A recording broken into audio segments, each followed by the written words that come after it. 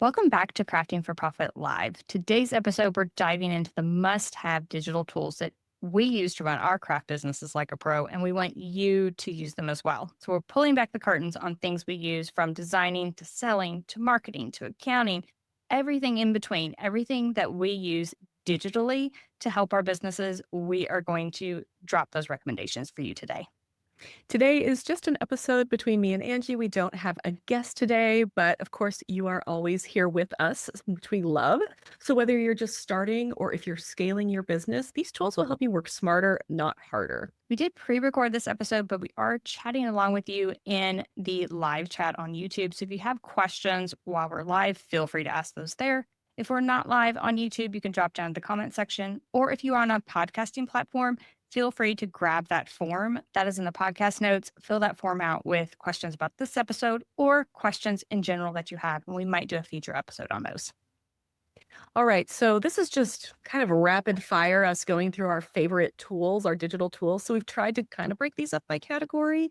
I'm sure there are other tools that are similar to all the tools we are looking. So, don't necessarily think these are the only tools that are out there. But we're going to start with design and graphic tools. So, these are based things that can help you create stunning product images, branding, social content. And number one here is Canva. We love Canva. Canva is awesome. One, you can use the free version. I think both Angie and I do have the pro version, which gives you even more capabilities, but the free version is very robust. It's great for making all sorts of social graphics, branding kits. It has a bazillion templates for everything that you can imagine. We use it a lot. And then we could not make this list without talking about the Adobe Creative Cloud. We both use it daily. And so, what is Adobe Creative Cloud? It is basically all the Adobe programs. So, you do pay a monthly fee. It is pretty high. So, this isn't for everyone, but you get access to things like Photoshop, Illustrator, video editing with Premiere Pro. There are mobile apps. There's Lightroom, which both of us use to edit photos. You just get access to tons of different things with one subscription. And both of us use it so much that we feel like it's well worth it for our businesses.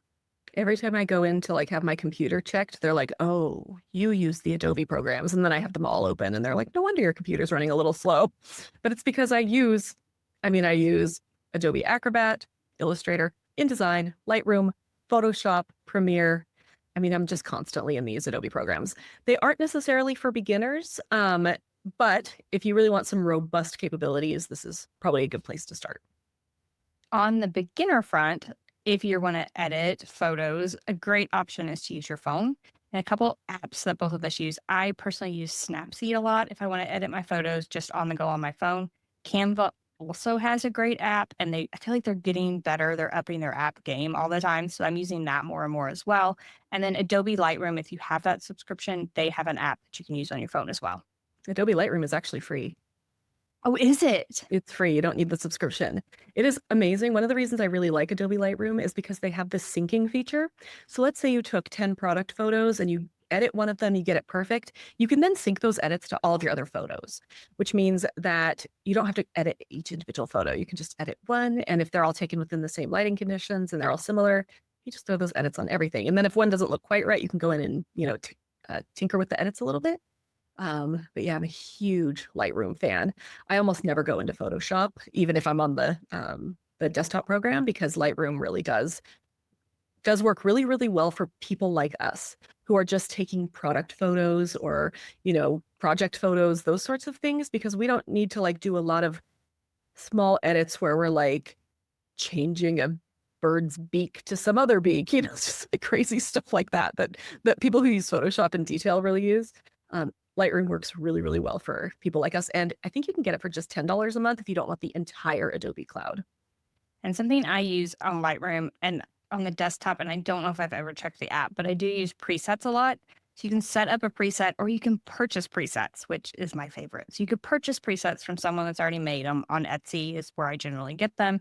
And you can purchase presets and you just click one button, click that preset button, and it does a lot of the editing for you.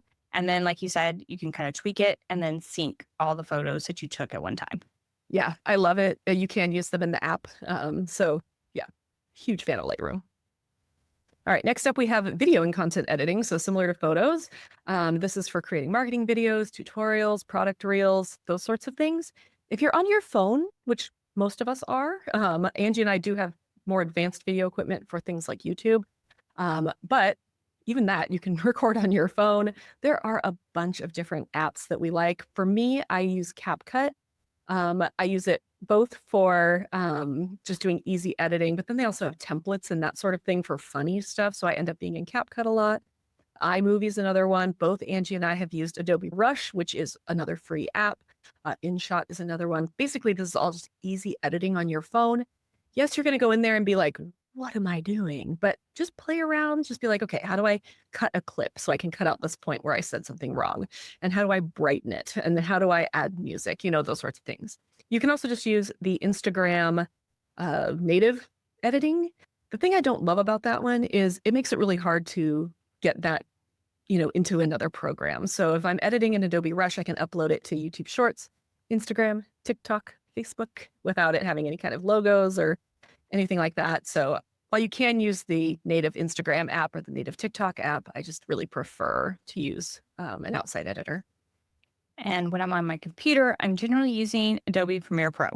Now, that is a very advanced program. It's not one you're just going to jump into. And of course, you need that subscription. So things like iMovie, Descript, Filmora, those are going to be free or budget friendly, a good place to start with your editing. And if you want to move up to something like Premiere Pro later, you can. Yeah. And another program that we use, especially for crafting camps in general, is called Get Munch. It's an app, and you can use it. Basically, it will pull out like parts of your video and turn it into social content. So you can see this in action over on our Instagram page. So go to @craftingcamps on Instagram, and you'll see different clips of, they'll probably see this clip at some point, where we have taken part of the podcast, put it in like its own little clip to promote the podcast. So you can do that with, tutorials or product behind the scenes, those sorts of things. And it works really well because then you're repurposing your content. You're not having to create all new content all the time. And I recently figured out that YouTube allows you to do this natively within YouTube. So you can take your long YouTube video and you can hit a few buttons and it'll turn it into a YouTube short. Now, same problem with that. Anytime you use an editor with inside a program, like you can't pull that out and use it as an Instagram reel, as a TikTok, different things like that. So it does have issues, but in a pinch, I've been using it several times to kind of promote my longer videos. I think it's a great idea because, these companies are basically trying to do what all the apps are doing, right? They want you to be on YouTube, not to be in Get Munch. So YouTube being YouTube is going to be like, what else can I do to, try and put all these other companies out of business, unfortunately. So they are going to start having more native things like that. All right, so now let's talk online selling platforms. And the big three we're going to talk about: Etsy, Shopify, and Faire. We're always going to talk about Etsy as a marketplace for crafters. I still believe that's like the number one marketplace to sell your crafts. There are a bunch of competitors out there at this point. And of course, you could just, sell your crafts on Facebook. But I do think with Etsy, you bring that sort of the audience to you. They already have that built-in audience. Use your SEO tools that we're going to talk about in a minute and use those tools to pull those people in and sell your products. Etsy has a lot of issues, right? There are a lot of things a lot of people don't like about Etsy. However, it's still sort of the gold standard of where to sell your crafts online. The average person who wants to buy something is not going to necessarily type in Big Cartel or whatever some of the other sites are, or maybe go looking at Amazon Handmade. They're going to go to Etsy first. And so I think having a presence there is great. We also talk a lot about Shopify. I have both a Shopify store for my digital files for Hey Let's Make Stuff. And then I have a Shopify store for Chapter and Craft, which is my sort of side hustle physical products company. And it's your own website. You have more control. You can use a lot of plugins. For example, I have a plugin that actually syncs my inventory between Etsy and Shopify. And it's something that I pay for. It's called Shuttle. I guess that's another thing we can mention here. I really like it. So if somebody buys something on Shuttle, it'll take one of those pieces of inventory off of Shopify. So I'm not constantly having issues syncing my inventory. It's one of those things that I found really helpful. Yes, I pay for it, but it's much easier for me than going, okay, I sold 10 stickers today. I have to go into Shopify and change those 10 stickers, and I need to change these 3 stickers in Etsy, and it's just a nightmare. So if you are selling in more than one place, you might want to look at a syncing app like that. And we could debate this all day, Etsy versus Shopify, but I did want to bring up one thing. Etsy is a marketplace selling platform. So, of course, it's going to bring that audience in, but they're also going to do things for you. And one of the main things they're going to do for you is sales tax. They're going to collect it, they're going to remit it. You don't have to worry about it. Once you start on your own website, whether that's Shopify or you go with something like WooCommerce, once you start on your own website, you have to think about these things more. Now, Shopify has some things built in at this point, but you have to turn those on. You have to make sure it's on you. It's your responsibility to make sure all of that is happening behind the scenes. It's no longer a place like Etsy's responsibility. So be sure you're thinking about all of the repercussions of owning your own website before you just dive right in. Yeah. And then we wanted to mention Fair. Fair is basically Etsy for wholesalers. So if you're thinking that you want to get into wholesaling, which you may want to do, you make about like half the price of your products. However, people need to buy much larger quantities. Fair is a great place. And so I'm on Fair right now, and I've gotten a few wholesale orders, and you're like, okay, I'm not making quite as much money, but it's nice to be able to be like, okay, I'm making 10 of this mug and I'm still making a profit. Fair does charge a selling fee like Etsy does. And then they also charge like a new customer fee. So like anytime a new person buys from you, it's $10, which you're like, ooh, that's tough when you're selling stickers or whatever you're selling. But once they're a repeat customer, then you don't pay that fee again. So I think it's a great way to find different places for your products to be in. So for example, I think I'm in 4 or 5 different bookstores now for my little chapter and crafts shop, which is really fun. I'm like, okay, the Novel Neighbor, and I think it's in Springfield, Missouri, has my stickers now. That just makes me really happy. And if they buy from me again, I won't have to pay that fee. So definitely look into that. If you're interested in wholesaling, you do need to be able to create products consistently. You need to be able to create, the same mug over and over again, that sort of thing, in larger quantities. So that's something to keep in mind. But if you're thinking about it, it's a great place to start. Getting on Fair can be a little bit difficult. We did do an episode with Britt Wolf from She Wolf Designs. Fair can be a little bit difficult to actually get into their wholesaling system. A lot of times you may have to like apply more than once. I applied twice and got in on the second try. But definitely take a look if you're interested in it. So next we're going to talk about SEO and research tools. Now, what is SEO? SEO stands for search engine optimization. And yes, we have a full episode on SEO. So this is going to broad brush the surface here with this little tools thing. If you want the full episode, it was with Holly Homer. And I really think you'll benefit if you have your own website, even for Etsy listings. If you want to get in those search engines, that's the episode for you. So what kind of tools would you use for search engine optimization? So broadly, if you have your own website, a few different options. Keywords Everywhere is an option, very inexpensive.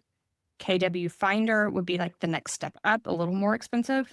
And then the one that I use is SEM Rush, and that is the most expensive of the 3. It is a pretty hefty monthly fee. Like the heftiest of most of the things we pay for, like $100 a month. Yeah. So probably not the place you want to start. Especially since a lot of crafters don't necessarily have a blog like we do or a YouTube channel like we do.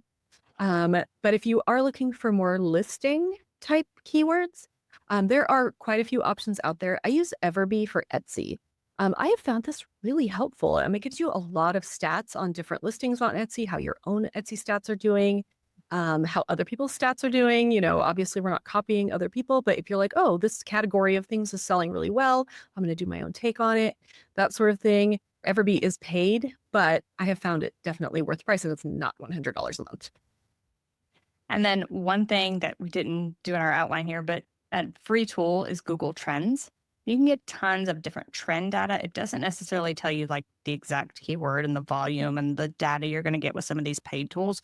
If you're just looking for trend data, when is something trending, looking for new ideas, Google Trends can be a good place to start. And it's free, so that price point's really good. Yeah, free is my favorite. All right, next up, we're going to talk teaching and community building. This is, you may use some of these if you have something like an Etsy shop. You may use others if you are trying to build up a YouTube channel or something like that. But this is basically, we want to kind of like grow digital products or other things like that, or education, that kind of stuff. So our main platform is actually Teachable, which we use to host all of ours. We host camps, roadmaps, and kits, which don't make any sense when you don't know what those things are. Camps are our big events where we have a bunch of different teachers come in, and we sell tickets, and we have a Facebook group, and they're big events that last 2 to 3 days online. Then we have roadmaps, which is just me and Angie doing like a lot of classes about the same thing. So we have Heat Press Roadmap, which where we teach you how to use 32 different heat presses because we have way too many heat presses. And then we have kits, which is what we work with other creators for resources. So these aren't classes necessarily. They're things like checklists and ebooks and guides and maybe some online courses and that sort of thing. And we bundle them together for one low price. So for us, Teachable has worked really well for hosting and selling these online products. And yeah, it costs money, of course. And there are other options, Kajabi, Podia, Thinkific. There are a bunch of options. So definitely research and figure out what might be best for you. But for us, it worked really well for Teachable. And if you're wondering, like, why would I need a platform like this? The main reason is video hosting. If you're going to teach some kind of course, you want those videos to be hosted somewhere, and you're going to need to pay for that, unfortunately. Yeah. All right, next up is Linktree. And we wanted an option here. Like if you are on social, so if you are on Instagram, let's say, or TikTok, you're probably very frustrated that you can't actually just put a link in the description. I just want to tell the people where to go. Linktree is a good option for that. So basically, it makes one single link in your bio, and you tell them to go to your link in bio. And within that, you have a page, and you can customize it with a variety of links or a list of links, and you can change those up. So it's a great option to sort of point people to when you can't point them to what you want to, which is very frustrating. And if you are having this issue, another thing you can use is called ManyChat. So if you've ever seen on Instagram, I'm sure you have seen this, where somebody's like, comment podcast to get, the free download, whatever it is, and you comment podcast, and then you get a DM in your Instagram account with the link. That is using a program called ManyChat. And it's not super expensive, $15 a month maybe. So if you think that might be a way to drive people to actual links, this is a great way to do it. I do think over time it can feel a little bit spammy, so you may want to use it judiciously, not on every single post. But it is a way to get people a link, working around this whole link problem that these social platforms have. And then when we're talking about social and scheduling to things like Facebook and Instagram, I just use the native Facebook meta scheduler. Like they say it's better for your reach, plus it's free. So, I mean, I'm all in with that. So they just have a native scheduler, and you can schedule your Instagram posts, your Facebook posts. You can even schedule stories. Like it has some limitations, but you can schedule stories as well. And you do need a business page to do this. So you can't do it necessarily from your personal account. So you will need a business page for your business, which you probably already have. But yeah, I used to use Later, and then I realized, why am I paying like $300 a year for something I could do for free? So definitely check out that free scheduler. And next up, if you have a team and you want to keep them organized and you want to chat back and forth, we use Slack literally all day, every day, Monday through Friday. Saturday and Sunday.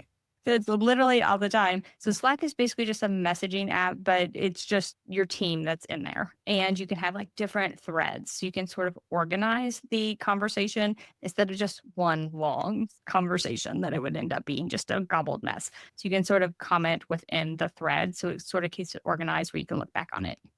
Yeah, this would be really helpful if maybe you have a small team and you're like, okay, this person's in charge of shipping. You can have a shipping channel. You could have a Etsy channel. Like for us, we have a channel for each of our different products. So if we're like talking about the podcast, it's in the podcast channel. If we're talking about one of our camps, it's in that camp channel. And that keeps us a little bit more organized. You can get a free version of Slack. Love it. However, after 10,000 messages, which I don't know, that's like a week for us. We talk so much. It does start to delete your messages. So you do have to pay if you want to keep your messages, but we just decided, okay, if it's that old, goodbye. But it does also leave things searchable. You can create little canvases to keep notes on, upload files, share files. It's really useful. So yeah, definitely check out Slack if you are more than just you. And then one program I recommend is repurpose.io. And basically, I use it to stay active on all the socials. So I'm going to give you an example. Every time I post an Instagram reel, it automatically pulls that video off and publishes it to TikTok. You can use this a wide variety of different ways, but it's a great way to repurpose those videos very easily without you having to do anything besides pay the monthly fee. So it is a monthly fee. However, it's a great option if you're feeling overwhelmed with social. Yeah, if you're like, I want to post to all these different platforms, but then you get through 2 of them and you're like, I just literally can't anymore. This will help. Yeah, it's just me doing this. How do I do it all? That could be an answer for you. Yeah, it can help. All right, so next up we have email marketing. Can't be a Crafting for Profit live podcast episode without us talking about email marketing. We have 2 options for you. First up, we have kit.com, which is something that Angie and I have used for years and years. It used to be called ConvertKit. So if you're familiar with that, it's now just Kit. Angie and I have used it. It's very robust and it's free up to 10,000 people. So that's really great for small businesses. It gets really expensive after that, as we know. So for me, I finally decided, you know what? This is not worth and I'm going to not lie to you here, $11,000 I pay every November. It's not worth my $11,000 anymore for me to be on this program. I just have too big of a list. So I actually am currently moving my email list over to Flowdesk. And yes, it is as big of a pain in the butt as you think it could be. Flowdesk, I think right now is $39 a month for as many people as you have. Significantly cheaper than $11,000. I am definitely making everything more simple. I have way fewer automations. I'm trying to simplify quite a bit because it's just me over here. But yeah, so if you want to start something that is paid, which is Flowdesk, it's going to be cheaper in the long run. However, you're going to start paying at the beginning. If you don't think you're ever going to get more than 10,000 people on your list, which many people don't, stick with Kit. Yeah, and that free version of Kit it has restrictions as well, like you're talking about with Flowdesk. It would have to be a simpler thing, but it's also free. And if your list is pretty small and you don't have a lot of opt-ins, moving your email list around is not a big deal if you don't have many opt-ins. I wanted to mention that because Corey has a lot of opt-ins, so it's very hard for her. I have, I think, probably 600 different things on my website that people can download for free. It's one of the ways I get people onto my email list. Angie does that as well. And so moving over all of those opt-ins has been a nightmare. Yeah. So for a normal business that might have 1 to 2 opt-ins, moving your email list around is not that you can shop it around. It's not that big of a deal. But once you get to where we are, it's a big deal. Big deal. And it's been, a lot. It's what I've been spending most of my time on lately. All right. So hopefully, if you are running a small business and selling your crafts, you are interested in things for shipping and payments. That's where we want to get to here. So let's get to those tools for shipping and payments. So for payments, Square is a great way to take payments at events, at fairs, on the go.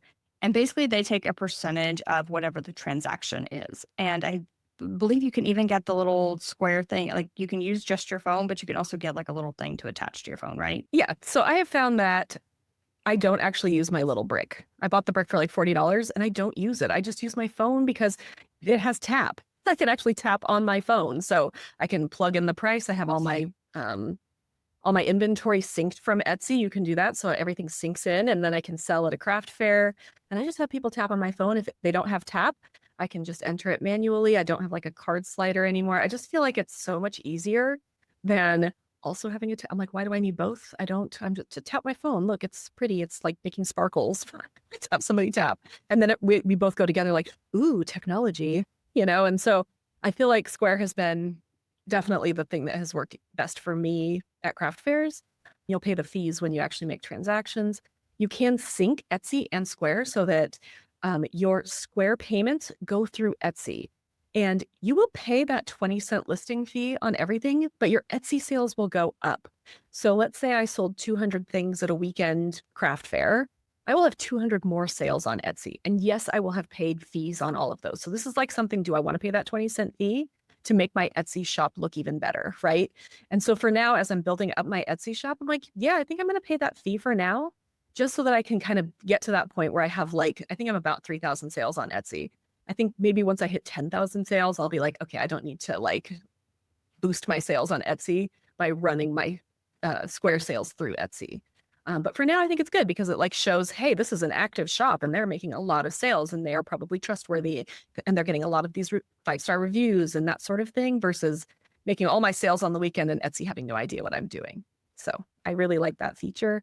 But yeah, you will pay the fee though. And something I'll recommend that I probably didn't do right in the beginning, I'm just going to be honest, but go ahead and make a PayPal business account. Like you'll have your personal PayPal that you're using. Please don't start accepting payments on that. Just go ahead and separate it from the beginning.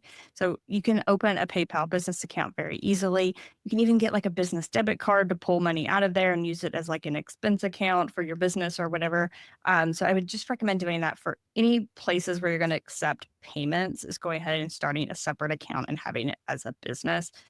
It'll just make your life easier in the long run. Yeah, we'll talk a little bit more about finances and accounting, but it's definitely going to make your life easier to have your finances separated. All right, for shipping, if you're shipping through Etsy, use Etsy's native shipping thing. It's probably the best pricing that you're going to get. I do know that Etsy, from personal experience, Etsy will allow you to buy sort of trackable, it's not really trackable, letter mail stamps that are actually cheaper than stamps. So if you're sending something like stickers, do that. Technically, it will, it won't necessarily track quite properly. I don't know. It's like a Pitney Bowes. Don't ask me, but it counts toward Etsy's tracking requirement to be a star seller. So, and it's cheaper than a stamp. So go ahead and do that. But then their shipping is probably some of the best you're going to get. If you are shipping from Shopify, Faire, I use Shippo. Pirate Ship is another one. They're all going to be pretty similar. You can, shop around if you want, but I think generally you're going to be getting about the same price, no matter where you're shipping from if you're using one of these different companies.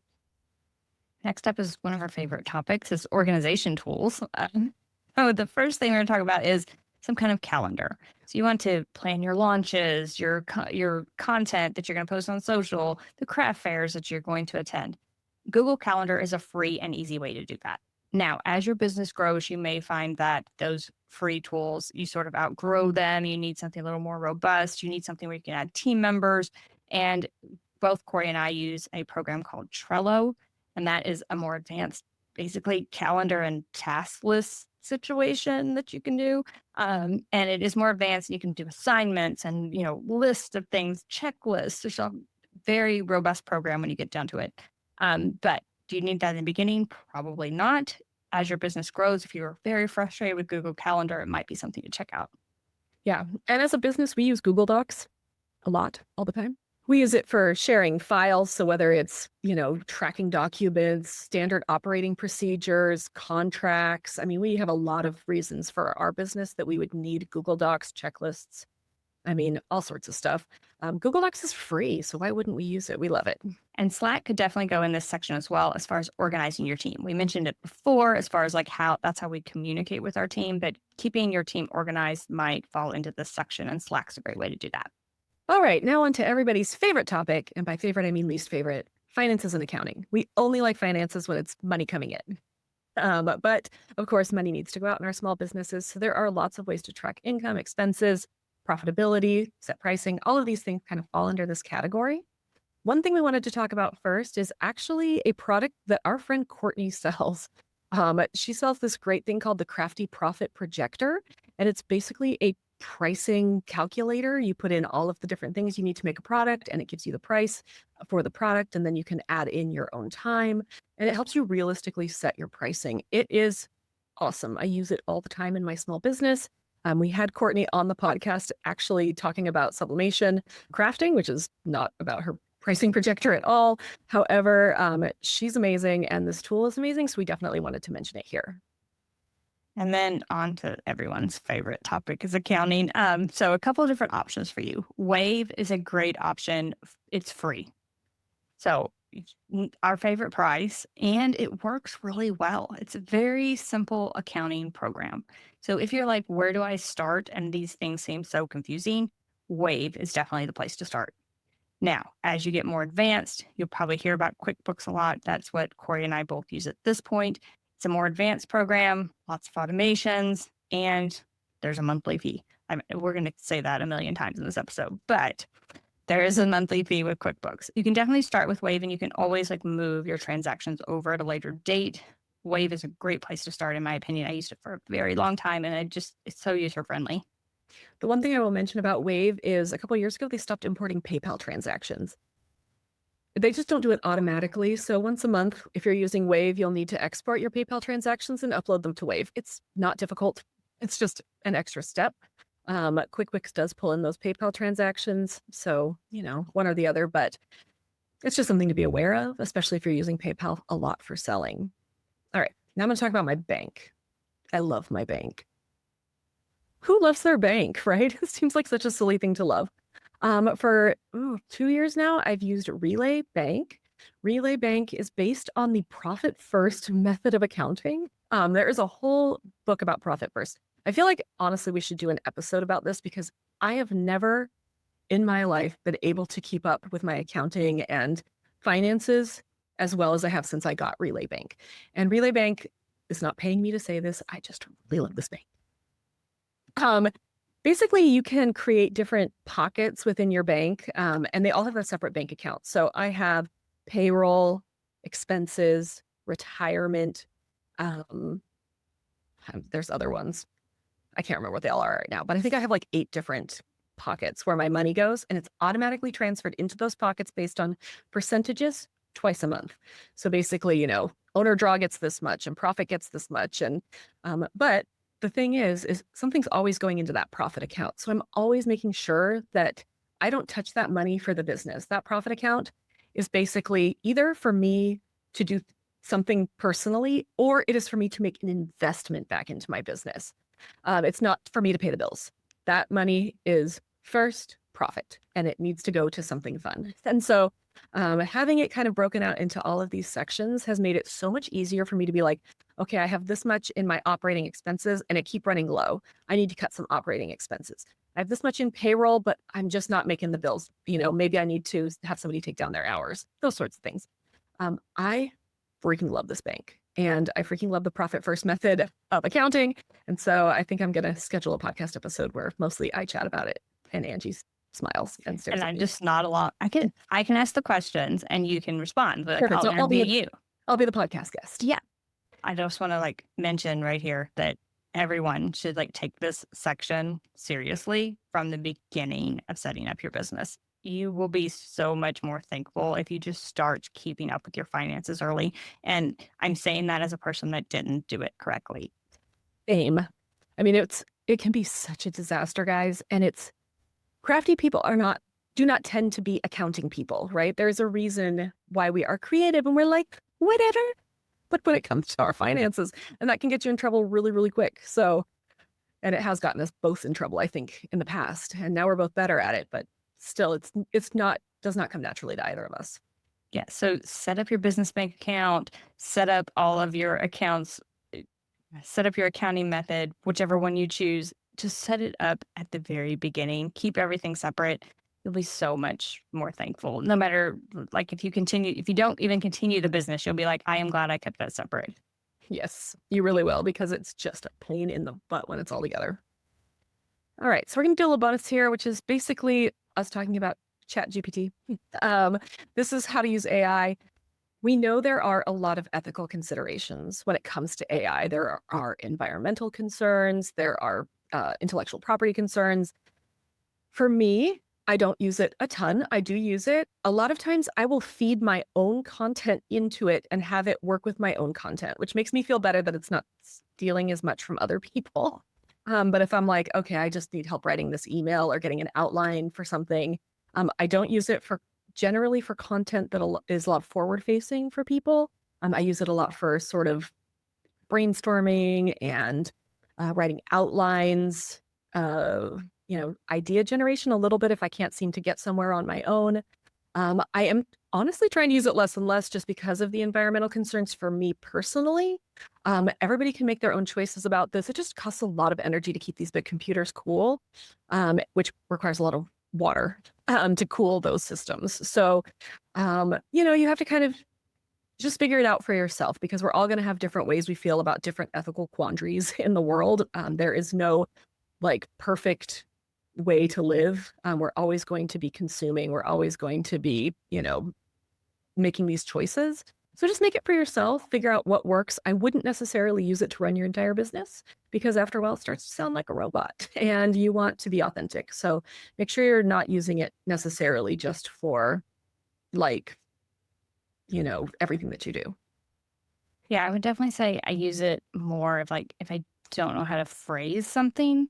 Or if I want it, I can put a paragraph in and say, make this sound more professional or make this sound more of this or whatever. And it'll give me some ideas of like words to add to that to make the whole thing a little more professional. Or brainstorming titles. I'm horrible at that. Words are hard. Like some days words are hard. If you're having a day where words are hard, that's when I usually pull up Yeah. GPT and I'm like, words are hard today. So give me 10 examples of titles that revolve around, digital tools for small businesses. And we'll just see what it comes up with. Yeah. I also use a little bit in Etsy sometimes where I'm like, I cannot think of more keywords to use. What are some other keywords that you might use for this particular product? Or again, my words are not working. Hey, can you write me like a little paragraph that I can edit like for my listing, and I don't do this all the time because mostly I just copy and edit what I've already done. But every once in a while, I'm just like, my brain is broken. Can you please just help me a little bit here? And I find that if I just allow it to kind of help me with roadblocks versus doing everything for me, then I feel like that's a much better use of it. Sometimes I'm like, filming a video and I always try to answer all the questions that people might have about that thing. And sometimes I'm like, I can't think of any questions people might have like today. But ChatGPT will absolutely pull out the questions and I just answer them in my own voice. So just things like that where I'm just stuck. I just use it as a little boost. Yeah. All right. So we know this was a million and one things today. It was just a lot, big rundown of things that we use. So we created a free download with a giant list because we want you to be able to like actually go through and you're like, what did she say? And we don't want you to have to fast forward and rewind this podcast 1,000 times. And So let's be honest, some of these things are going to be hard to spell. It's great. You're like, how do I spell Descript? I don't even remember what that was for. So we made you a free download with all of these links. You can get that at link.craftingcamps.com/digital tools. That's link.craftingcamps.com/digital tools. And you can go ahead and download that. And then you can actually do your research based on a piece of paper versus a 45-minute podcast episode. So running a craft business doesn't mean you have to do it all by hand or all by yourself. You can use some of these tools to alleviate some of those pain points that we all experience where we feel like we're doing this all alone. Use some of these tools, especially in the beginning when you're like, I can't hire a team. Perhaps you can afford the monthly fee for a few of these tools and take some of that stress away from you, free up your time for other parts of your business. Yeah, especially the crafting part. Isn't that the part we all really like? Like, I don't want to be banking. I want to be crafting. All right. Don't forget to subscribe and leave a review if you found this episode helpful. If you want to let us know what your favorite tools are, we are now on Instagram. So find us at Crafting Camps on Instagram. And we would love to know what you use, especially if you use something that we don't. If there are other things that we should be checking out, let us know. Yeah, we are always up for new tools. Always up Thank for you. new tools. Thank you so much for listening, and we'll catch you next time on Crafting for Profit Live.